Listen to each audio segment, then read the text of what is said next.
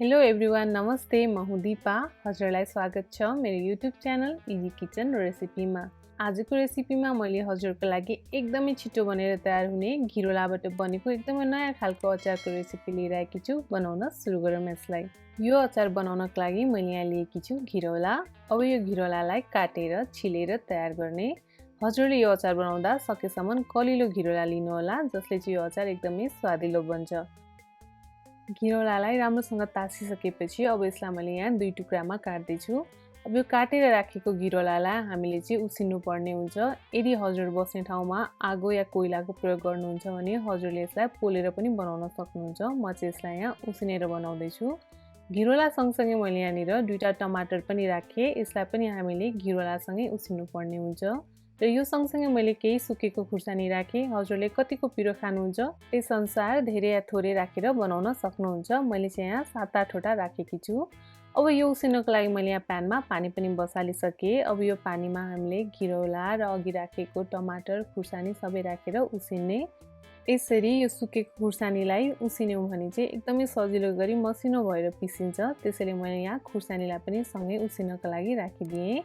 यसलाई चाहिँ अब हामीले मिडियम हिटमा राम्रोसँग पाक्न दिने। केही बेर यसलाई हामीले मिडियम हिटमा राखेर पकाइसकेपछि अब भने यो घिरोला उसिनेर पाकिसकेको छ। अब ग्यासको हिटलाई अफ गरिदिने र यसलाई पानीबाट निकाल्ने र हामीले उसिनेर राखेको सबै सामग्रीलाई सेलाउन दिने। यहाँ सबै सामग्री सेलाइसकेको छ। अब अचार बनाउन सुरु गरौँ। अचार पिस्नको लागि मैले यहाँनिर यस्तो खल सिलौटा युज गर्दैछु। हजुरले आफूसँग भएको सिलौटामा सजिलै गरी यसलाई पिस्न सक्नुहुन्छ। अब भने यसमा मैले राखेँ 3-4 केस्रा लसुन राखेसँगै मैले यसमा राखेँ अघि हामीले उसिनेर राखेको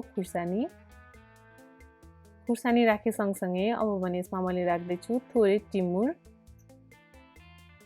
राखिसकेपछि अब भने यसमा मैले राखेँ थोरै जिरा। यो चाहिँ काँचो जिरा हो, नभुटेको जिरा। यसरी यो जिरा राखेर बनाउँदा अचार एकदमै स्वादिलो बन्छ।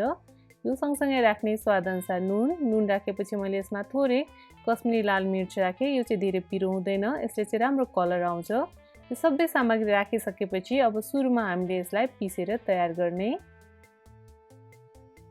केही बेर यसलाई यतिको पिसिसकेपछि अब भने यो खुर्सानीहरू मसिनो भइसकेको छ। अब यसमा अघि हामीले उसिनेर राखेको टमाटर र घिरोलालाई राखिदिने। यो राखिसकेपछि अब यो सबै सामग्रीलाई हामीले मसिनो गरी पिसेर तयार गर्ने। यो घिरोलाको अचार एकदमै छिटो बन्छ र एकदमै स्वादिलो पनि हुन्छ। यदि हजुरहरूलाई घिरोला मन पर्दैन र खानुभएको छैन भने हजुरले यो अचार बनाएर एकचोटि ट्राई गर्नुहोला। अवश्य नै हजुरलाई मन पर्नेछ। हेर्नुहोस् त केही बेर यतिको पिसेपछि अब भने हाम्रो यो हेर्दै खाउँ लाग्दो घिरोलाको अचार बनेर तयार भइसकेको छ। अचारलाई यतिको पिसेर तयार गरिसकेपछि यसलाई अझ अमिलो बनाउनको लागि यसमा थोरै कागतीको रस राख्ने। हजुरले यसको ठाउँमा चुक अमिलो पनि राख्न सक्नुहुन्छ। अब यसलाई मिक्स गरिदिने। अब भने हाम्रो यो अचार बनेर तयार भइसकेको छ। यो देख्दा जति स्वादिलो छ खाँदा त्योभन्दा नि धेरै स्वादिलो हुन्छ। हजुरले पनि यो नयाँ रेसिपी एकचोटि अवश्य ट्राई गर्नुहोला। र हजुरलाई यो घिरोलाको अचारको नयाँ रेसिपी कस्तो लाग्यो? मन परेमा यो भिडियोलाई लाइक गरिदिनु होला, आफ्नो साथीभाइहरूसँग सेयर गरिदिनु होला र इजी किचन रेसिपीलाई सब्स्क्राइब गर्न भने नबिर्सिनु होला। हजुरको दिन शुभ बितोस्। Thank you.